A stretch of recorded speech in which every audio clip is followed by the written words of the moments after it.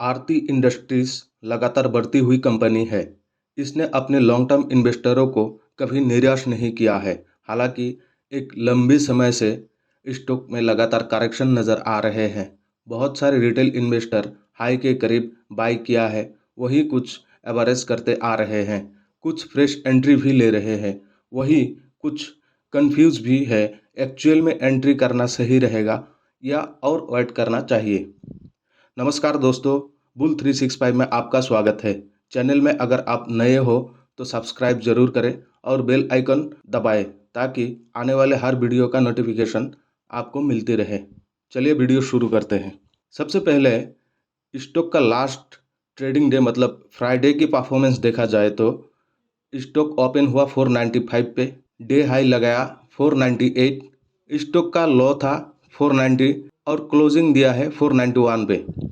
तो overall stock का day performance 0.16 negative के साथ क्लोजिंग दिया है। तो यहाँ पर स्टॉक इनडिसिसिव फेज में नजर आ रहे हैं। डेली चार्ट फ्रेम में देखा जाए तो 29 अगस्त को स्टॉक ने भारी भरकम वॉल्यूम के साथ एक अच्छा अप मूवमेंट दिया था। उसके अगले ही दिन ये फिगर सस्टेन करने के लिए एक ब्रेकआउट भी दिया था, लेकिन नेगेटिव में क्लोजिंग दिया है। अभी भी स्टॉक ब्रेकआउट रेंज में ही ट्रेड कर रहा है। हालांकि लास्ट कुछ दिनों का अगर स्टॉक परफॉर्मेंस देखा जाए तो स्टॉक ने 52 वीक लो 445 की लेवल को मेजर सपोर्ट मानते हुए डबल बॉटम पैटर्न क्रिएट किया है और एक अच्छे वॉल्यूम के साथ स्टॉक अप मूवमेंट दिया है। इसके साथ ही स्टॉक ने 50 डेज मूविंग एवरेज को भी ब्रेक किया हुआ है। अभी भी स्टॉक 50 डेज मूविंग एवरेज के ऊपर सस्टेन करने की कोशिश कर रहा है। यहाँ पर एक चीज गौर करना जरूरी है कि स्टॉक अभी भी 200 डेज मूविंग एवरेज के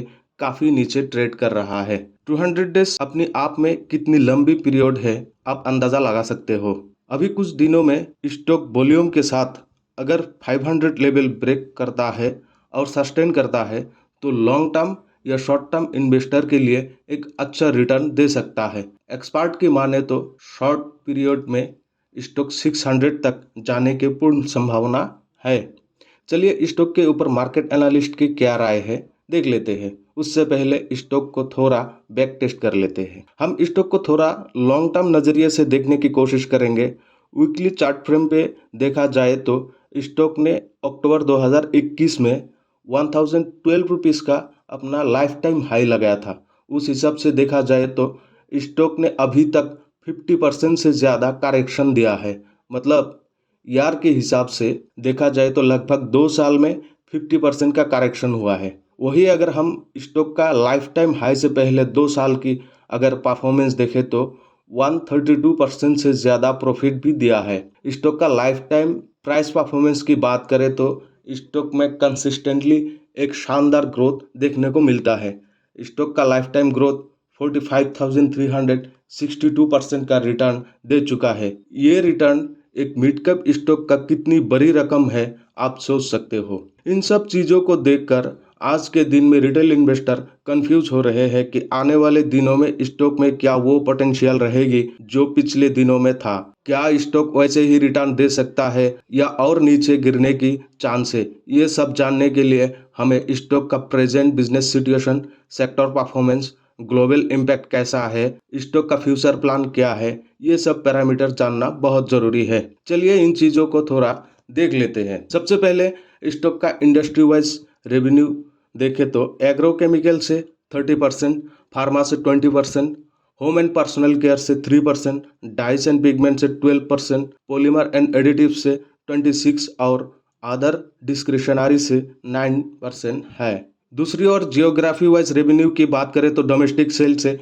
52%, नॉर्थ अमेरिका से 13%, यूरोप से 11%, चाइना से 6%, जापान से 3% और रेस्ट ऑफ वर्ल्ड से कंपनी 15% रेवेन्यू अर्न करता है। यहाँ से तो ये पता चलता है कि कंपनी की डाइवर्सिफाई सेगमेंट होने के कारण रिस्क थोड़ा कम हो जाता है। अभी हम स्टॉक का बुक वैल्यू देखें तो 136 है। स्टॉक अभी ट्रेड कर रहा है 491 पे, तो इनका पीबी 3.62, मतलब स्टॉक अपनी बुक वैल्यू से 3 गुना से ज़्यादा ट्रेड कर रहा है। तो यहाँ से एक कंफर्मेशन ये मिलता है कि स्टॉक भले ही अपनी हाई की तुलना में 50% से ज़्यादा करेक्शन दे चुका है, लेकिन वैल्यूएशन के हिसाब से बिल्कुल भी सस्ता नहीं है। आरओसी देखा जाए तो 10.04% है। 20% या उसके आसपास होता तो अच्छा माना जाता, जिस हिसाब से इनका मार्केट कैपिटलाइजेशन है।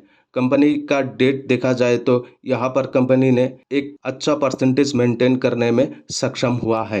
ये 0.59% है, जो कि एक अच्छा साइन है। ऐसी चीज़ें इन्वेस्टरों को आकर्षित करता है। डिविडेंड की बात करें तो 0.51% है। कंपनी का एक अच्छा ट्रैक रिकॉर्ड रहा है डिविडेंड प्रदान करने में। उसके बाद कंपनी की सेल्स देखा जाए तो year on year sales growth -12% है। मार्च की तुलना में और ज़्यादा खराब परफॉर्म किया है, जो कि इन्वेस्टर के लिए बहुत ही खराब माना जाता है। इनका नेट प्रॉफिट देखा जाए तो ये भी पिछले साल की तुलना में निगेटिव है, जो कि एक इन्वेस्टर इन सब चीज़ों से दूर रहना पसंद करता है। और एक चीज़ देखना है जो बहुत ही ज़रूरी है एक इन्वेस्टर के लिए, वो है प्रोमोटर होल्डिंग।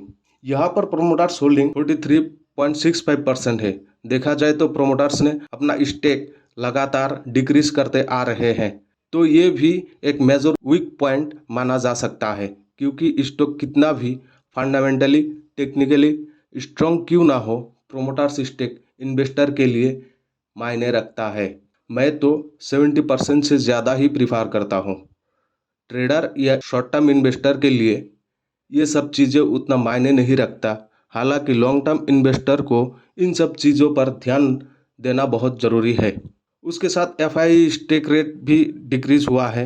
डीआई स्टेक की बात करें तो ये थोड़ा इंक्रीज हुआ है, जो ना के बराबर है।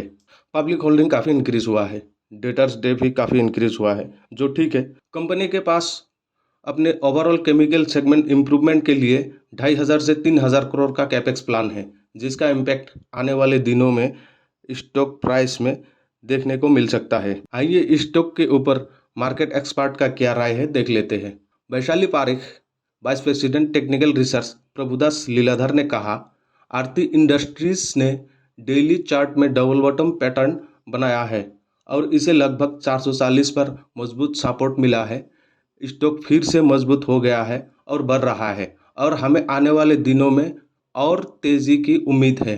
आरएसआई पॉजिटिव होने के साथ खरीदारी का संकेत देते हुए हम इस स्टॉक को 440 का स्टॉप लॉस रखते हुए 600 के ऊपर टारगेट के लिए सलाह देते हैं। Q4 2023 के परफॉर्मेंस पर कमेंट करते हुए आरती इंडस्ट्रीज के अध्यक्ष और एमडी श्री राजेंद्र गोगरी ने कहा, वित्तीय वर्ष 2023 हमारे लिए एक चुनौतीपूर्ण समय रहा।